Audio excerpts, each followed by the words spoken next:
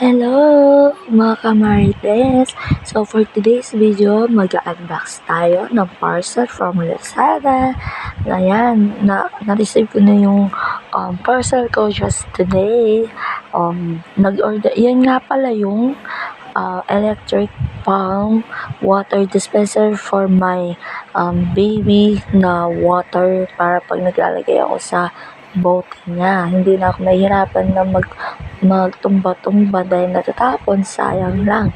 Ayun o, napaka-cute. Tawa-tawa pa ako dyan, saya-saya ko lang. Next is the bag. Yan yung bag na matagal ko nang gustong-gustong orderin. Nasa cart ko lang yan. So, ayan, baby bag. Hindi na rin ako mahihirapan na magdala-dala, hindi hassle. Kasi ang dami-dami kong dinadalang bag. Ayan. O, diba? Napakaganda. Maluwala siya. Color blue pink siya na cut. Diba? Napakawalas niya. O, kasyang-kasya pati gamit ko. Ayan lang po. Bye-bye!